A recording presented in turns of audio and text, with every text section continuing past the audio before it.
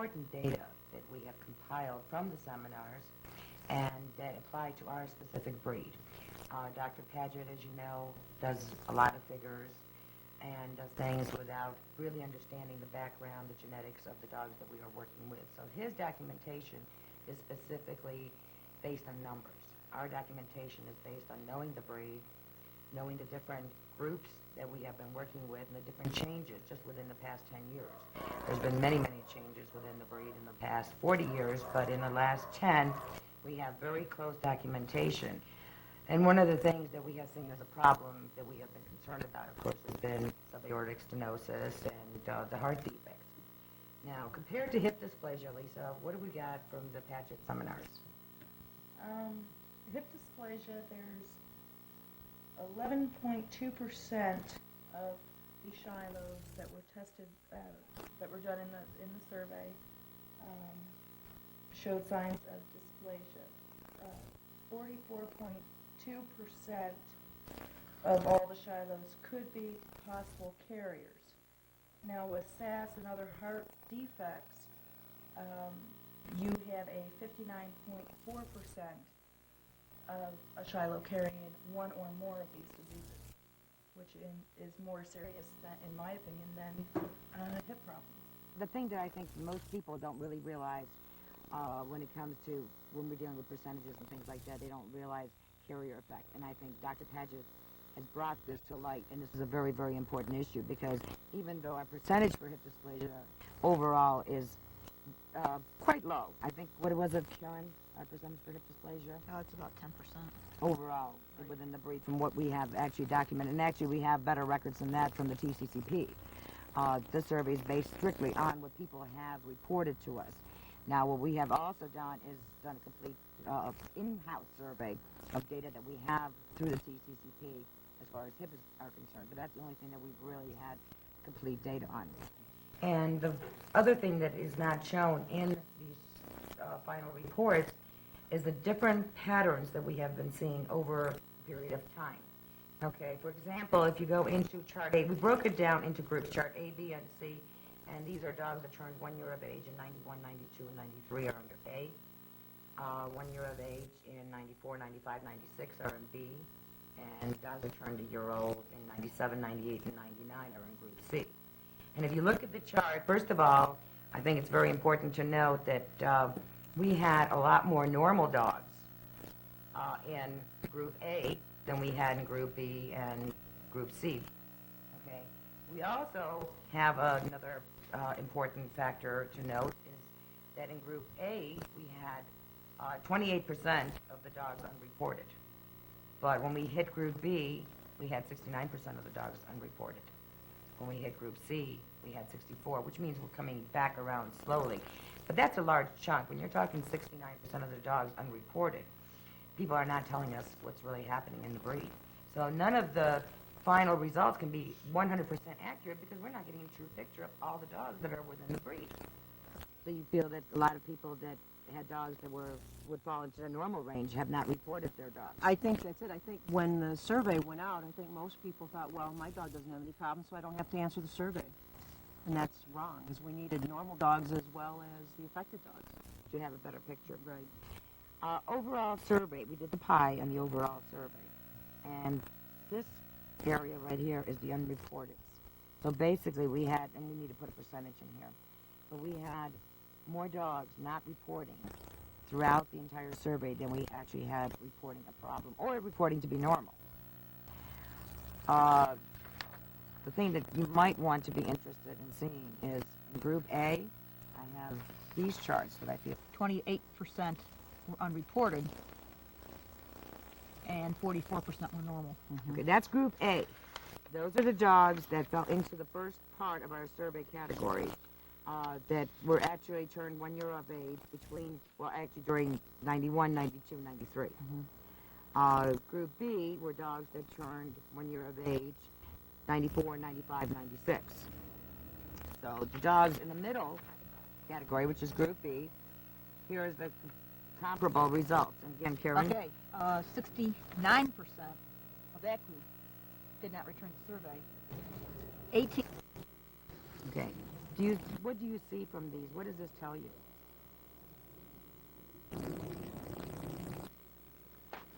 It looks to me like we had actually fewer people reporting in Group B than we did in Group A. Yeah. Could also look at the numbers. Okay. Well, let's add Group C to it so we make a complete portrayal of what I see from the inside that Dr. Padgett, of course, and many other people have not been able to see.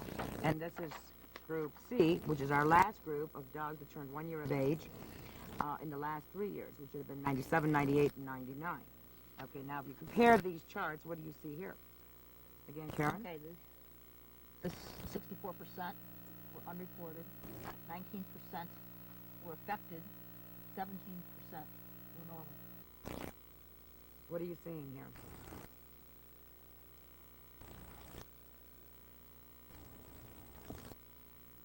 Well, your unreported in the C group it's at 64%, and the back in the A group, those that were unreported was like only 28%. Exactly. So I feel that we had a lot more data, a lot more unity among the breeders within the club, and we were able to accumulate a lot clearer data and be able to see where we're going next. When the splinters started to come in, of course, a lot of people just kind of fell away. Some people went off and started doing their own thing in different breeding programs, and then they splintered, and then those splinters splintered, and then just continued to a chain reaction going downhill quickly. And then there's a lot of people, because of all the splintering, that just got very discouraged, and they just walked away, leaving us with, again, a situation where we have, overall, if you look at the pie itself, we have a larger percentage here, in essence, of dogs that are having problems than we had over here, because we had more normals here than we have here. Okay? And in this case, if I can interrupt Right. just for a second, we actually have more affected dogs than we have normal dogs. Exactly. You're also looking at the final results on the top 10 diseases and all the other miscellaneous diseases that they're noting. And you're seeing a lot higher rise in certain areas. For example, with subaortic stenosis, we're seeing a lot more happening. What have you got in Group C? In heart defects, all rolled into one.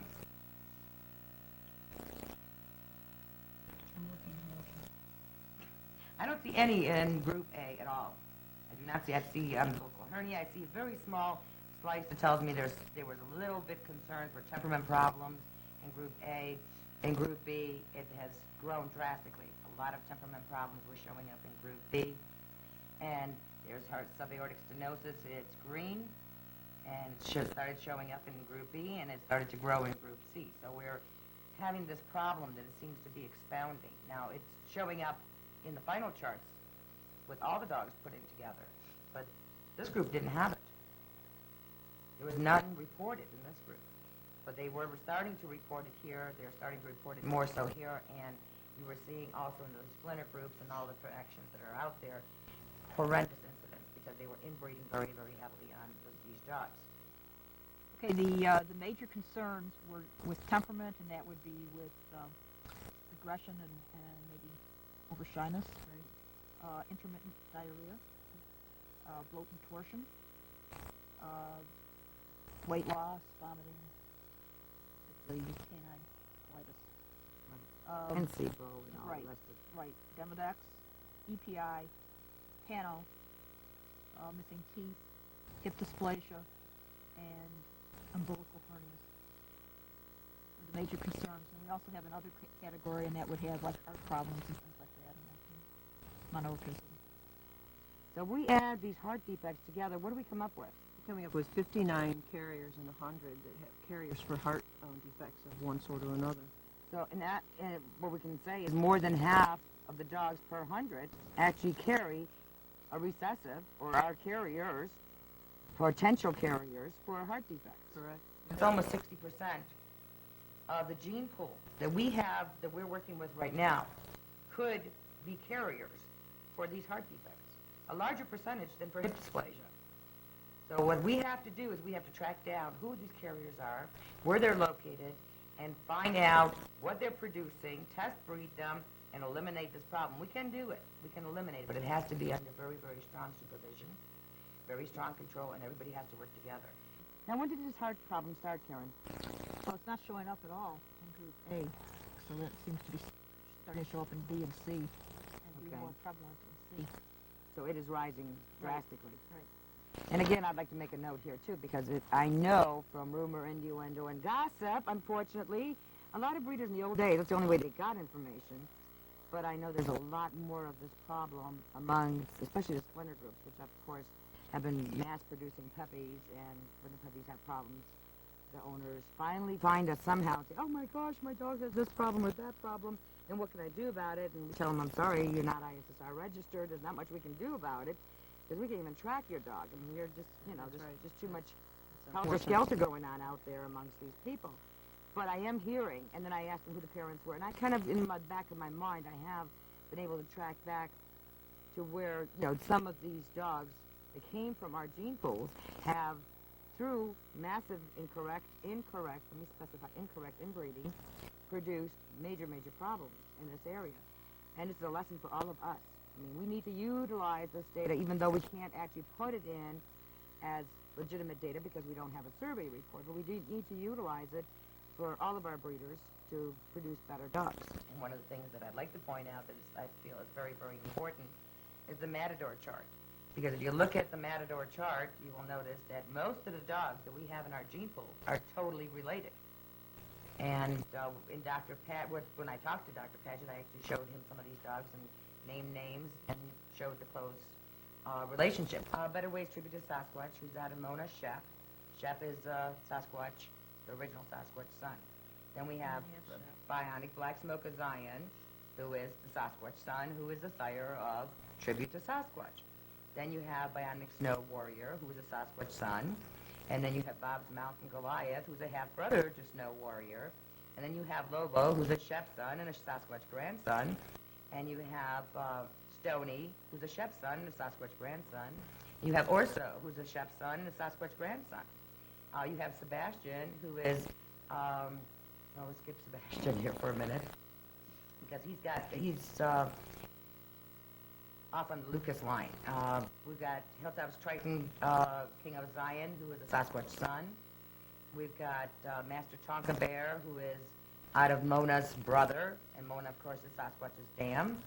You've got J&K's Rambling Ruger, who is, again, out of Samson, who is the sire of the mountain dogs, which was Bria, Sheba, Snow, and Goliath, who are listed up in here.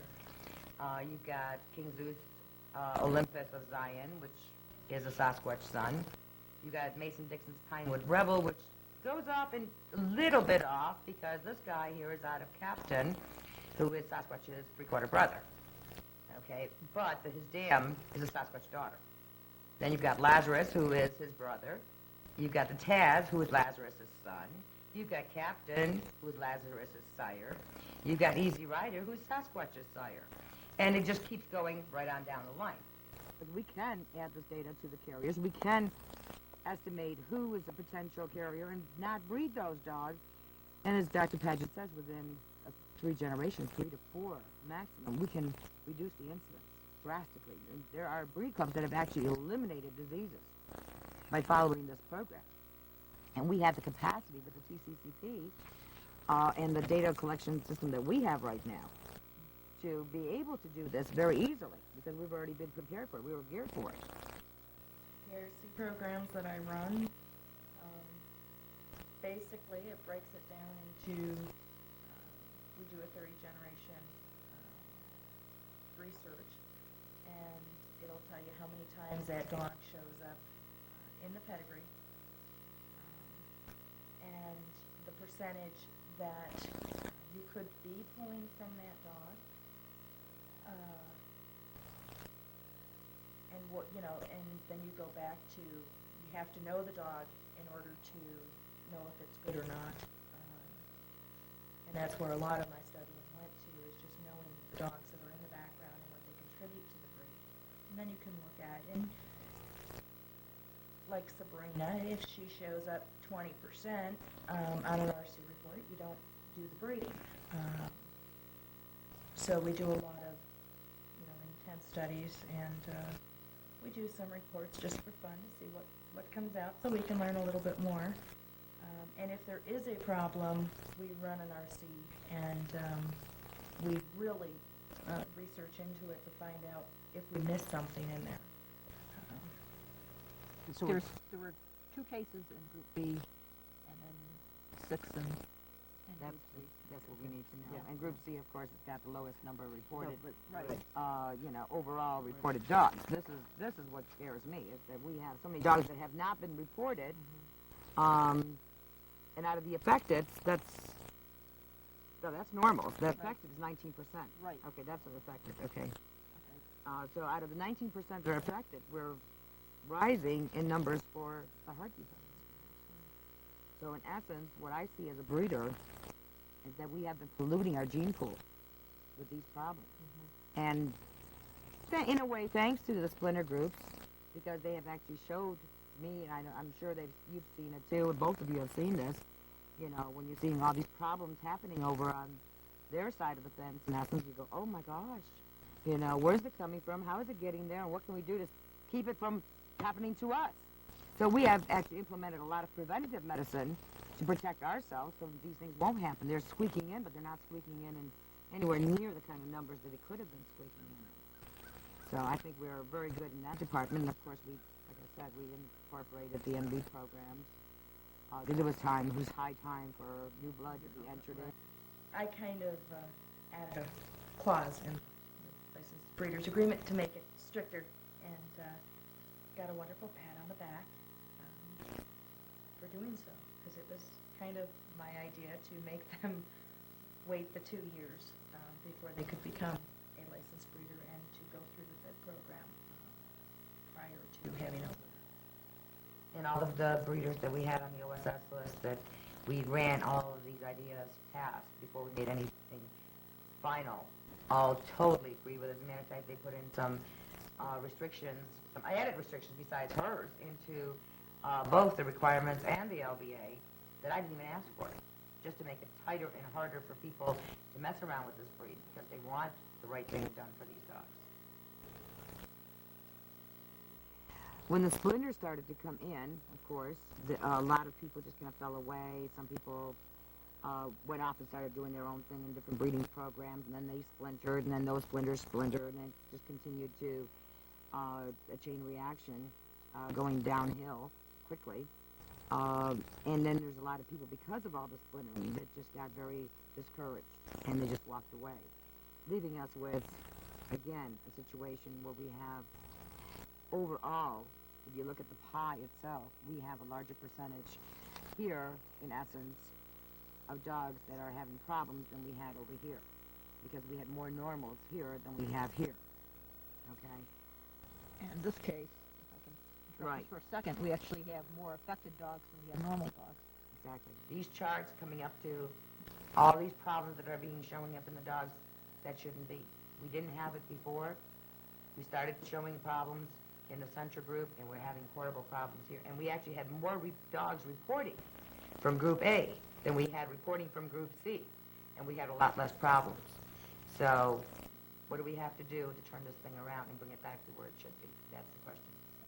Normal was 44% in Group A. Affected was 28%. Group B? Okay, in Group B, normal was 18%. Affected was 13%. And in Group C, normal was 17%, and affected was 19%. Okay. By looking at these pies, does that paint a different picture than what you expected overall for our breed, or is it more closer to what you think is really happening out there? Oh, I didn't expect. No, I don't think that this is a good picture of what is actually happening out there. Look at how many dogs we have here that were unreported. 64%. That's a big percentage of our dogs are not reported in Group C. So in other words, basically, even the information that we do have, which is less than half the dogs that came from Group C, we have a lot of information in Group A. We have a lot less in Group B, because that's during the splinter things, and of course, even less, in essence, here. Yeah, we are. We're coming back a little bit.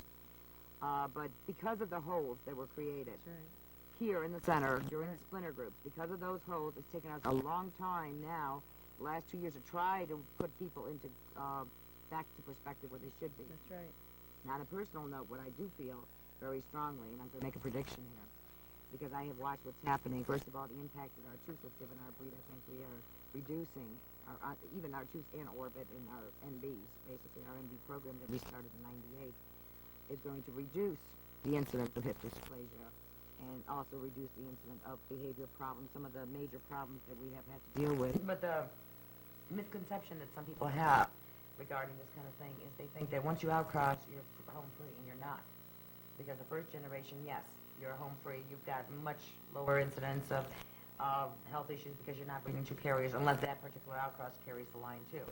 For example, with our twos, we've seen some things that were similar in the old German Shepherd lines, and it's brought it back into our gene pool. But we've noted it, caught it, knew exactly where it was coming from, and know how to get rid of it. So that's the good part, you know. But once you've outcrossed, you always have to go back into the lines again. So you're bringing all this stuff back in, and you're increasing your risks again. So it's very, very crucial that we monitor each and every dog. And if a dog has produced a problem, and we have documented it, for example, we had a male that's not in the ISSR, but he's outside the ISSR, and he has produced quite a large percentage of subaortic stenosis. We don't even breed his progeny. We totally eliminated them from the gene pool. We have other ways to get what we need in our gene pool that he carried that was good without having to deal with carriers going further and further down the line. And how many of these dogs have a polygenic mode of inheritance? I mean, we're talking now, count them out, please. Some of these diseases are actually polygenic, which means it's not the parents or the grandparents. It can skip several generations. You're not going to see it. You could have a litter of puppies and not see this problem and say, oh, great, just like hip dysplasia. And then the next generation, oh, boy, this is good. We're not having it. And the third generation, boom, it comes back on you and the whole litter's got it. Because you have been breeding carriers without knowing it. When you're planning your genetics, how can you plan a program when you have so many different carriers? 9 diseases that have a polygenic mode of inheritance. But there's a lot that are undetermined. And there's too. and there's a lot that we still don't know anything about and how it's transmitted. So it's not just a simple recessive, dominant and so forth, because those are easier to deal with. I mean, if the dog is black and, he's dominant black and he produced a litter of puppies, you've got a pretty good chance that most of them have picked up, or at least half of them have picked up the black recessive. So it's easier to determine this, and it's really not that easy. I mean, you still have to go 2 or 3 generations before you know for sure what you got where. But it's a lot easier to track down something that will easily exhibit itself. But when you're dealing with polygenic mode of inheritance, you're dealing with a ghost. And you don't know if it's there or if it isn't there by looking at the individual puppies. And here, I think, is where our licensed breeders need to emphasize with the people that they're selling puppies to, that whether you have pet quality or whether you have show or breeding quality doesn't matter. This information is very important to the breed. And I don't know how we can do this, but we do need to stress that everyone needs to participate in this, not just a few people. Another point is, though, just in defense of the owners out there, that a lot of the people who were really excited about filling out the survey did have dogs that were too young to be able to participate. And I feel we're going to have much better ridership in the next survey because we really are getting our club together and it's marching forward. Those people who were anxious to participate, you're right, because they would say, well, my dog isn't a year old yet. So my answer to some of them was, we will repeat the survey. And but as we're saying, we're going to do it sooner than Padgett thinks that we should do it, because I think we need the information. And the other point is that, okay, we had 1/3 of our eligible dogs that participated, okay? That actually is pretty good. If you compare it to it's excellent compared to other breed clubs, but I don't want to compare ourselves to other breed clubs. I want ours to be the best. I want to be the best ever. We yes. were the best. We are going to stay the best, and we're going to go forth the best. We're not going to compromise. We've put together a web program that teaches potential breeders for the future how to work together, study together, learn the genetics, what problems are behind their dogs. We have a licensed breeders agreement that is very strict. You have 2 years of studying that you have to do before you can become a licensed breeder to have a litter. And we are encouraging everyone to work together, to be honest with each other, and to unite and move forward for the betterment of the breed. We're very pleased that Dr. Padgett did this for us, and I think it's given us a phenomenal amount of information. But I'd like to ask you, Lynn, what's the overall feeling that you got from all of our members at that time? I really think that the overall reaction to that is that there wasn't enough dogs in the survey to give us a complete picture of what we're dealing with our genetic problems. Do you think we have more problems than what we've actually calculated on the survey? Actually, I think that the survey brought to light the problems that we have in the back of our minds been thinking and seeing. It just put figures to it so that we could really see the percentages that we were dealing with instead of just second guessing. Yes, I know we have this problem, but how many dogs or what the percentage is. Right now, with what we know about our dogs, we need this extra data. I think so too. We really don't have enough figures here to make it completely accurate. Now with this big missing hole. Yeah. Okay, girls, how do you think we're going to be able to fill this hole? That's So the next survey is going to give us as good of a result as we had in Group A. But what we're going to do here, we're going to do it right. We're going to do it the way it's supposed to be done, and we're going to go forward. And we're going to have an awesome breed because these dogs deserve it. They deserve our attention.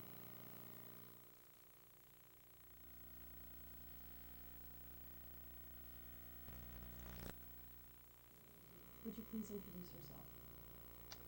I am Dr. George Padgett. I'm from the College of Veterinary Medicine at Michigan State University. I'm an emeritus professor of pathology. And my interest is in the genetic diseases of dogs and prevention of those diseases. Describe your work with dogs. I do research on the genetic aspects of diseases in dogs, and I specialize in genetic diseases, both in the diagnostic aspect, that is to be able to correctly diagnose them and determine the mode of inheritance and work up methodologies for preventing that specific disease. Tell us about your book. It's a book which I wrote called Control of Canine Genetic Diseases, and the purpose of the book was to educate breeders in control techniques and educate breeders in basic genetics, trying to impress on them the fact that in order to do something about a genetic disease, you must know where that disease is. That's the most important factor. You have to know what animals, in fact, have the disease. Why is it important to have an understanding of genetics if you want to breed your dog? Well, we don't have many surveys of dogs giving the frequency of disease, but we do have some. And maybe 8 or 10 breeds, we know the frequency of disease, and it varies from about 35% of all the dogs produced by a breed. This would be Cairn Terriers at the low end, and 66% of all the dogs produced having at least one genetic disease. And that would be in Newfoundlands.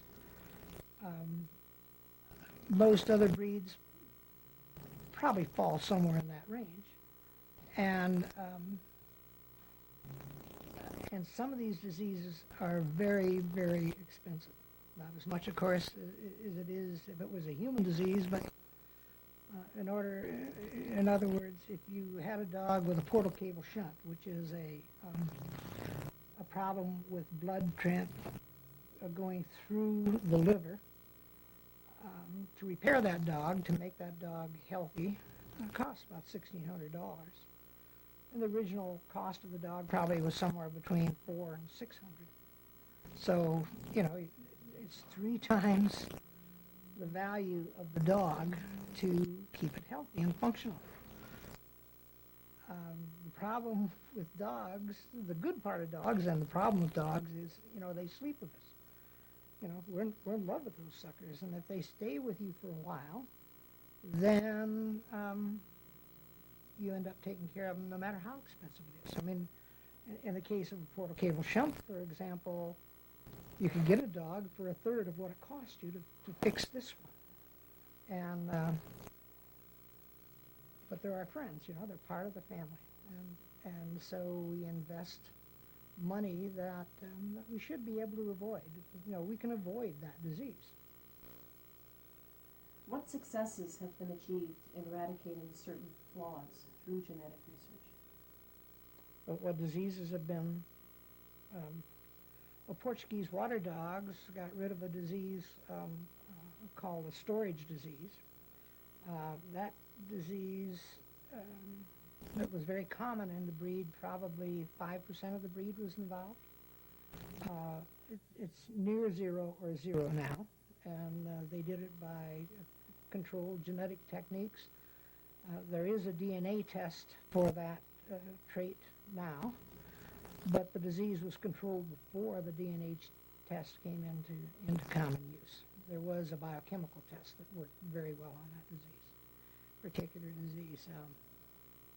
The Malamute Club of America got rid of a disease called Malamute dwarfism,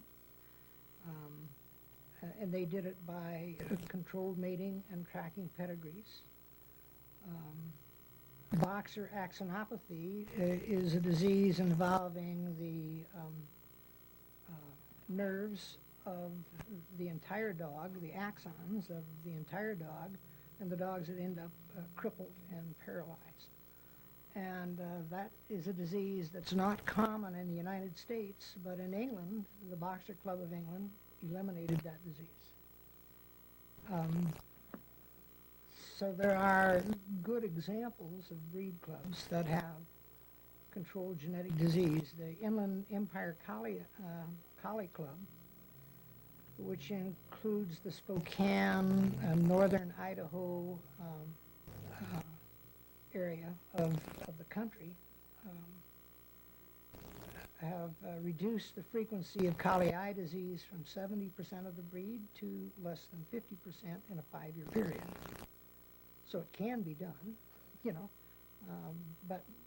but it can only be done if you know where the disease is. If you know what dogs have the disease, if you know what dogs have the disease, you can tell what dogs are carriers. And if you don't breed carriers, you don't get disease. Let's talk about the Shiloh Shepherd,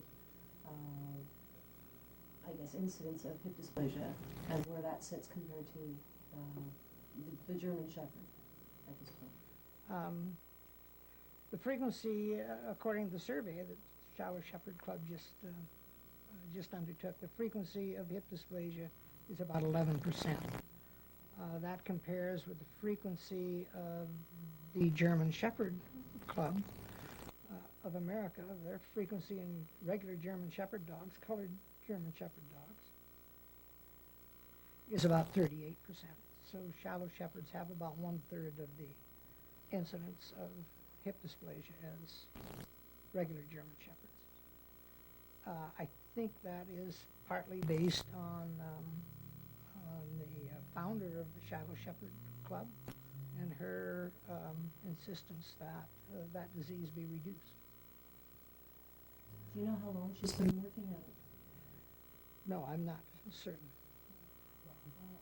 You recently did a health survey for the white shepherds as well, didn't you? Yes, I did. And were there incidents of hip dysplasia? Is higher. Theirs is around 20%. Who were among the first breeders to study canine genetics in the hopes of improving their breeds? Oh my goodness.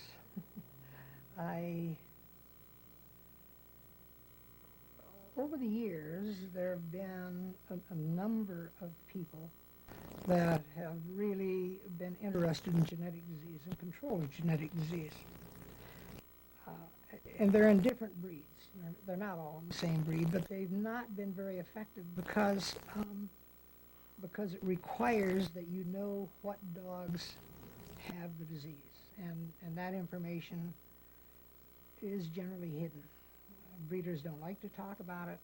Sometimes they directly lie about it.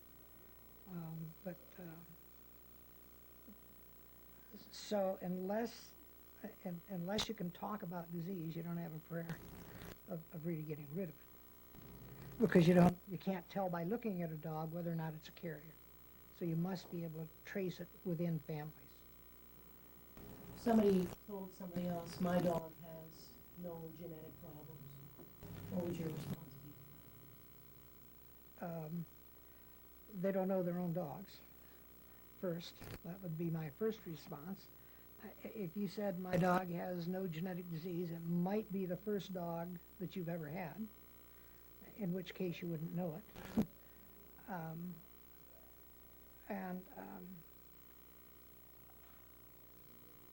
And it's not the dog itself. You can have a dog that's clinically healthy that's a carrier. And in Shiloh Shepherds, for example, the average dog carries for 8 separate genetic diseases. And that dog itself will be healthy, but he'll transmit the disease to his offspring or her offspring.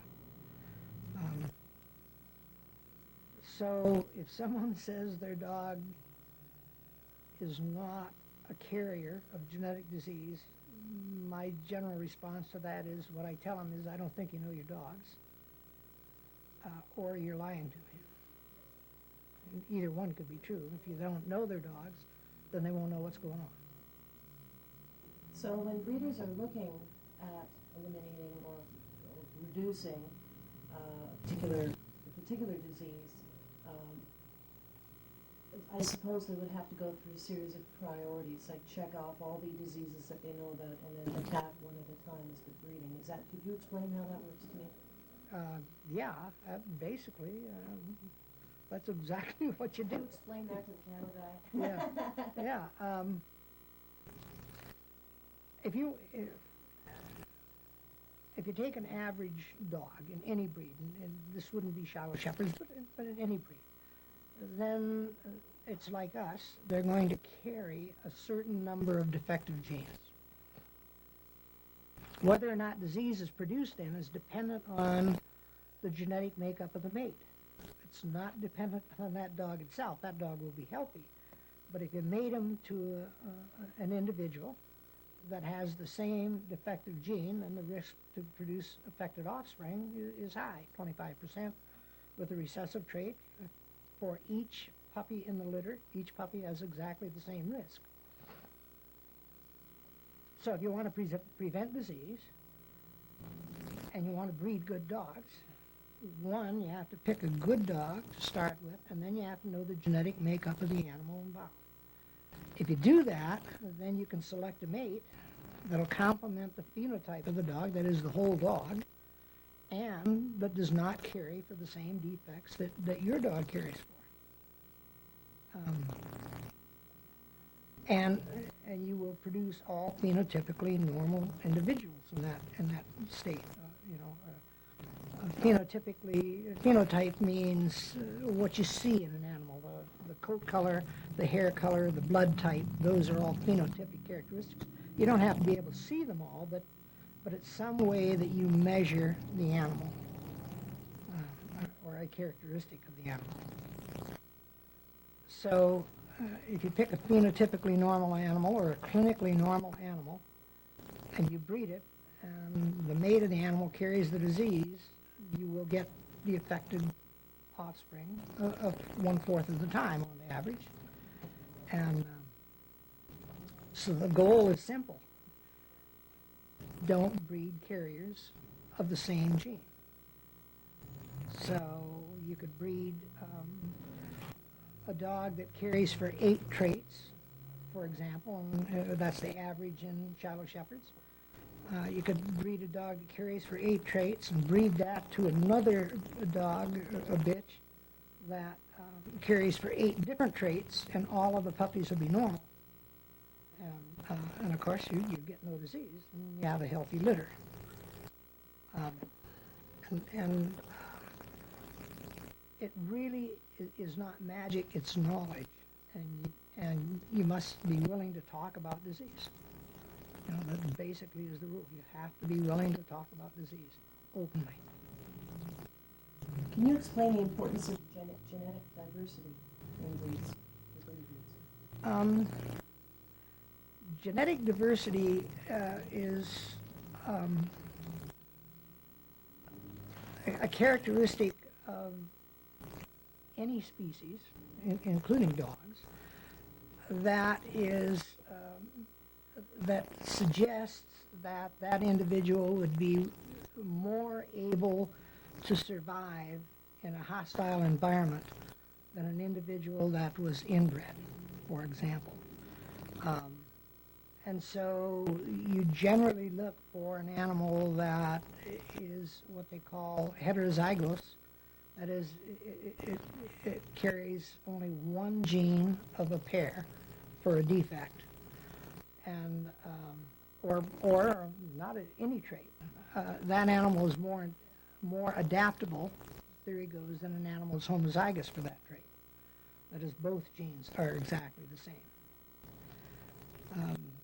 And the word is a big one, homozygous, but what it really means is the genes are paired, and both members of that pair are identical. And a heterozygous, one member of the pair is different from the other member, and that animal is diverse because it's unpaired, and theory goes that it is more able to survive. If we look at the human population, if we look at ourselves, I mean, none of us could survive without support, without hospital support, without support of mama, and all of the medicines that we use. We sometimes expect too much of our dogs, I think. That's my own opinion. And so my opinion is I do not think genetic diversity is a major problem in dogs. There's no other species like dogs. There's over 500 breeds in the world. 308 of them, at least 308 in this country. And there's no other species like that. You know, 500 different breeds. And then if we worry about genetic diversity, every one of those breeds, in order to become a defined breed, had to go through what they call a bottleneck, close inbreeding. Had to be closely inbred to produce the dog that they want and to stabilize that dog. And now, Labradors, they produce probably 250,000 a year. Poodles, probably 150,000 a year. Golden Retrievers, 100,000 a year. You know, so diversity, and each one of those breeds, remember, came through that bottleneck in order to establish a breed. I mean, have you ever stopped to wonder why, when you breed two Golden Retrievers, you never get a German Shepherd? And the reason is that when they were inbred, they excluded all German Shepherd characteristics and bred in the Golden characteristics. So all breeds of dogs were highly inbred, and they all survived. I've never heard of one breed ever that's been lost because of inbreeding. I don't know any breed of dogs that's been lost due to inbreeding. So many people make a lot of fuss about genetic diversity, and I don't think it amounts to much. That's a personal opinion. Not all geneticists would agree with that. Would the Shiloh Shepherd be considered to have a limited gene pool at this point? Any breed, by definition, has a limited gene pool.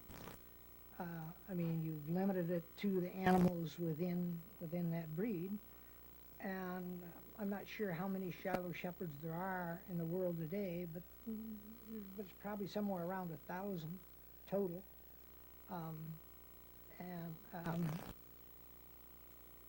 By any stretch of the imagination, that would be a limited gene pool. There are breeds in this country, though, that are a lot smaller than Shiloh Shepherds. Soft-coated Wheaten Terriers produce about 100 dogs a year, roughly. There's a whole bunch of breeds that have come in, new breeds, that maybe produce 10 or 20 dogs a year. So there's a one mating pair. So they have a much closer gene pool than Shiloh Shepherds. But Shiloh Shepherds at the moment is not a closed breeding colony. So they're still developing that breed.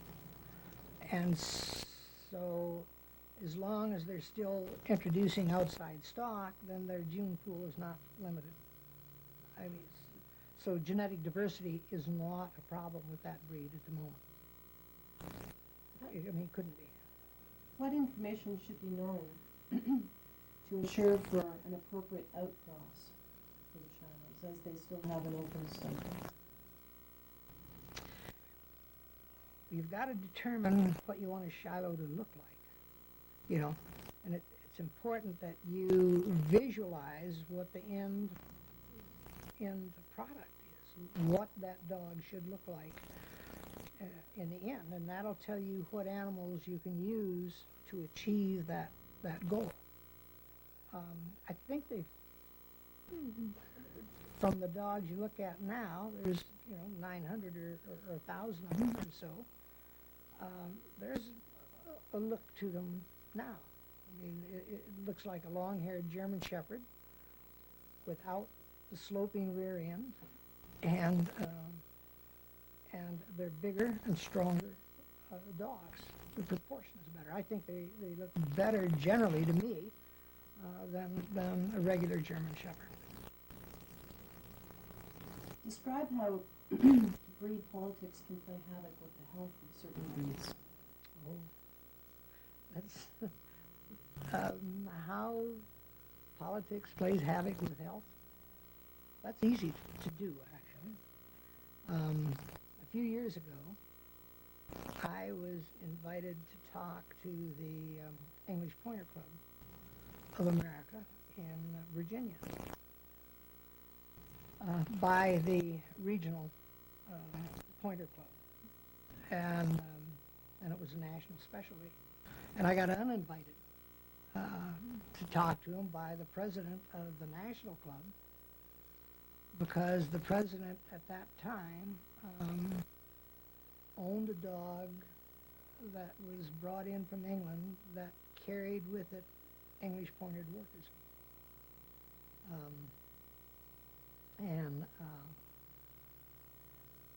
And they didn't want that disease discussed. And since it was an import dog, you could eliminate the disease by eliminating any dog that is out of that British dog, that single dog. So at one time, that disease could have been stopped by failing to breed as few as 30 or 40 total dogs. Take them out of the population. The disease would go away in the United States. That dog was a winner, and they didn't want it discussed, so I was uninvited. And that, if you want to talk about politics and disease, that's politics and disease. And not many dog breeders make money on dogs. Most of them are happy if they can pay their ways to the show and take care of the expenses of the dog, and then they have a fun hobby without much expense. But if you happen to own a dog, a male, that's really a good male, and you're in a big breed like Labradors or Poodles or Golden Retrievers, then a male might produce 200, 300, or 400 litters. Stud fee is between $500 and $800 generally. So you're talking $250,000 off one male. That influences what a person is willing to say about the dog. You know, Why is honesty important between breeders? Honesty is important between breeders because the fact is, if you're talking about genetic disease, you can probably breed any dog at all, if you know the genetic makeup of both parents. And so what honesty does is tell you whether or not you can breed your dog to this bitch. If both of them are honest, you can breed them and you won't get disease. If one lies to the other, and so a dog on each side carries for the same trait, then the chance you produce a defective dog is high, very high. And so it's important that breeders trust each other, and if they do, and tell each other the truth, then you can breed any dog safely. It's pretty straightforward. Reason to be honest. If half of all the dogs you produce have a defect, then you're losing a fair amount of money. You know, not all of those defects are serious. Some things like are involved, or like a crooked tail is a defect that's inherited. You know, it's a hemivertebra produces crooked tails. You get umbilical hernias, which you can repair with a stitch, and it's gone for life. Inguinal hernias are the same way, and you can be missing a tooth or two, and it's no big deal. I mean, the dog is perfectly healthy, perfectly functional. It's considered, it is a genetic defect. Whether you want to call it a disease or a fault is, you know, kind of your option. But there are traits that are minor, and those traits, in my opinion, it really doesn't matter if you breed them or not. I mean,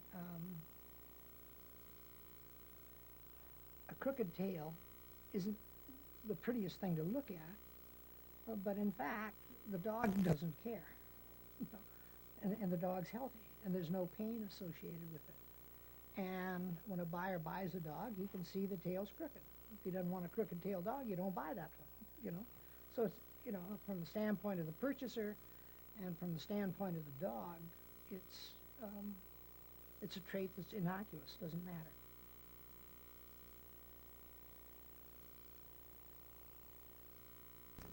Using the American-bred German Shepherd as an example, how has their breeding for the sloped rear ends affected the overall soundness of the health of the dog and the hip the possibility of hip dysplasia?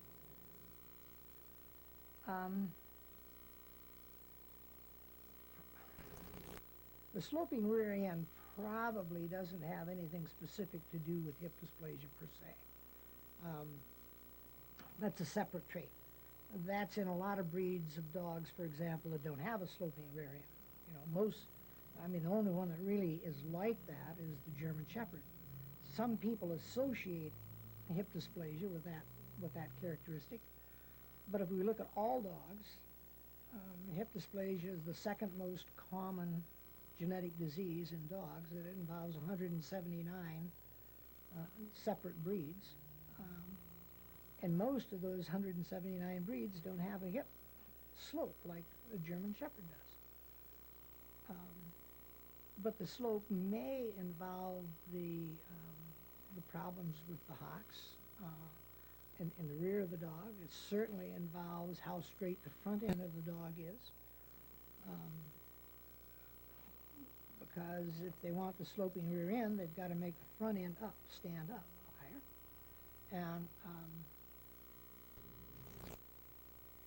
And to me, for my own personal opinion, I mean, it's not the way a dog should look. If you look at most dogs, you know, they don't have that sloping rear end. They don't have that crouched look to them. So that really is an opinion, and it's based on an individual's desire or an individual's opinion of how they want a dog to look. I don't particularly care for that trait, but I don't think you can associate that trait specifically with any diseases. When did you first hear of the Shiloh Shepherd? The first time I really became aware of them was when I started reading about them when I wrote my book, which was, 3 years ago or so. And Shiloh Shepherds was listed as a breed of dogs in the United States. I'd never seen one at the time. And so you kind of get interested in when a portion of a breed breaks off from another breed. It's kind of interesting from a genetics point of view because you pull a segment of dogs out of the whole breed. Now, the whole breed of German Shepherds has 138 genetic diseases. And Shiloh Shepherds, when they pull that group out, has 46 genetic diseases. So they've lost, 80 diseases have dropped out of the breed automatically. It's not anything that you specifically intend to do, but it's what happens when any breed drops out. That's true also of the white shepherd. And I'm sure it's true of the white Doberman, which are segments of a population pulled out based on characteristics that someone likes.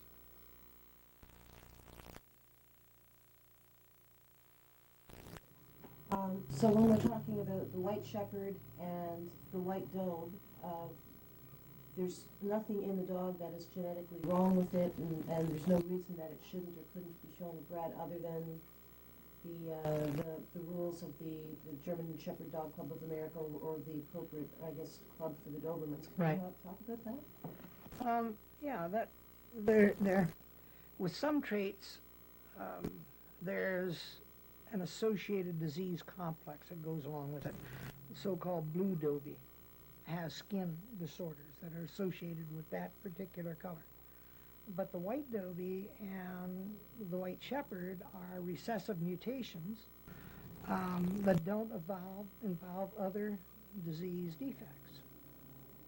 So from the standpoint of the health of the dog, there's no problem with either of those dogs, as far as I'm aware of, and so what makes them anathema to the German Shepherd Dog Club is the wrong color. It's outside the standard, and that also applies to the Doberman Club of America. It's outside the standard of the Doberman Club. They're not supposed to be white Dobies, and they're not supposed to be white Shepherds. Unfortunately, when you have a characteristic that some people like, they breed for that characteristic. You can do that in dogs.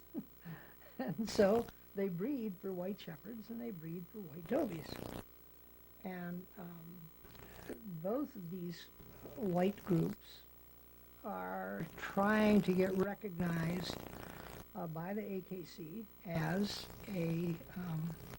a breed club, independent breed club. And the parent club, the original colored German Shepherd Club, and the Dobie Club, the colored Dobie Club, don't want the AKC to recognize the white breeds because they think it'll interfere with their dog. But in my opinion, they're working against themselves because if white Shepherds and white Dobies were a breed, it would require that the offspring be produced by white parents. And if the white offspring have to be produced by white parents, then colored German Shepherds or colored Dobies producing white dogs would not have a market for the white dogs because all the registered white German Shepherds and the registered white Dobies would be produced by white dogs. So the two clubs, in my opinion, are working against themselves. They're working to perpetuate the production of white dogs by colored dogs because there's no reason to get rid of the gene. You have a market for the dogs. Why not? Why worry about it?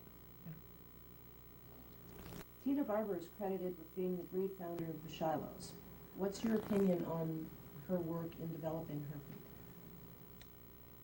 breed? I think it's unique. There are not many people around that are really a founder of a breed. And she's that makes her unique. There are other breeds under development, and so some people will eventually become a Tina Barber, but at the moment, she's one of the few people that have in fact produced a uniform dog that is a nice-looking dog, serves a function that was intended to serve, and she is intelligent enough not to have closed the registry yet. It's still an open registry, so they can bring in any characteristic that they think that they want their dogs to have to establish. Eventually, if it's going to be a breed, they will have to close it. They will have to require that all the dogs are produced by stock within that breed. But as long as it's under development as it is now, then she's doing a fine job. As you've reviewed and reported, well, you haven't done this yet, you will be doing this later, the results of the Shiloh Shepherd Health Survey, what's your opinion on the general health of the breed at this point? The general health of the breed of Shiloh Shepherds is good. But the general health of most breeds of dogs is good. The problem that we have with health is that we are not willing to do anything to reduce the frequency of disease. And the only way we're going to reduce frequency of disease, including Shiloh Shepherds, is to know what dogs have the disease. We need open registries. It's a requirement that we know where the disease is. And I'm hoping, as a result of my visit, I don't know if it will happen, but I'm hoping that they will set up an open registry, or start to set up an open registry. And the first thing they have to do is quit hitting each other with a baseball bat every time someone says, I produced a defect,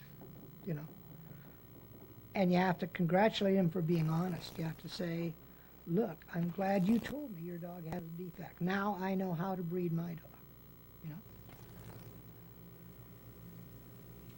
What are describe the main health concerns specific to the Shiloh Shepherds from your results? They have 46 diseases, of which probably 20, and I can't give you specific names, I can't remember them all, that are what I classify as severe diseases. And the way I classify diseases as severe is, one, they hurt the dog, so it damages the dog. That's why I don't think a crooked tail is a serious disease, because it doesn't hurt the dog. And number two, it is a serious disease if it costs a lot to repair it, so that we're selling a dog on the market that's going to cost the buyer more to repair the dog, more than they paid for the dog itself. And three, it prevents the dog from doing the work which the owner of that dog wants the dog to do. The dog goes blind. There's no pain associated with blindness in the sense that the eyes hurt, but the dog can't function, because, or if it functions, it does not function well. And so those are the characteristics that I think make a disease severe, and Shilohs have about 20. I've heard that some breeders, when you ask them for health data, they use a 5 or 6 generation RC relationship coefficient data arriving. Well, how many generations do you feel you have to look at for health? Well, that's easy to figure, actually. If you know that a dog has a disease, and you breed that dog, you elect to breed it, and you breed it to a healthy parent, a parent that does not have that genotype involved, all of the puppies will be normal. And you've cut the frequency in gene in half, because the puppies of that original sire are now carriers. They're not affected.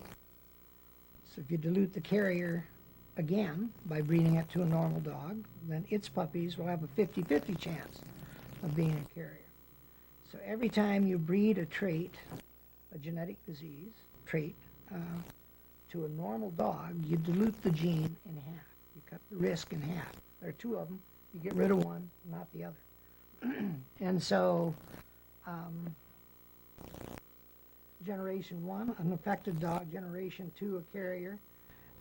Generation 3, 50-50 chance of being a carrier. Generation 4, 25% chance. Generation 5, a 12.5% chance. Generation 6, a 6.25% chance. And so at 6 generations, you have a 94% chance of having a normal dog and a 6% chance of having an affected dog. That's a reasonable number. That's a reasonable breeding risk, I think. Just in 6 generations. 6 generations, yeah. What's the best advice that you can give to breeders? Follow your puppies. You cannot know what genetic diseases you have in your dogs without knowing what puppies you produce. It's essential that you know what diseases develop in your offspring. Then you can tell the genotype of your own dogs. If you don't follow your puppies, you cannot know what's in those puppies. And remember, in my opinion, since you bred that dog and since the information is important to you, it's your job to trace the puppy, not the puppy owner's job to find out where you are. You have to follow the puppies. That's your obligation. That's what I think. And that's the most important facet because it tells you where the disease is. Will there ever be a genetically perfect dog? Gee, I wish there was. No, I don't believe under any circumstances. Even I can't visualize myself a time. Even if we knew every gene, every defective gene that could be present in a dog, and we had the DNA evidence, so you could detect every one of them. If we tested for all 46 diseases that we know occur in Shiloh Shepherds, and that test costs $50 a test, then we're talking about $2,300, and the dogs were $600. So we can't approach it that way.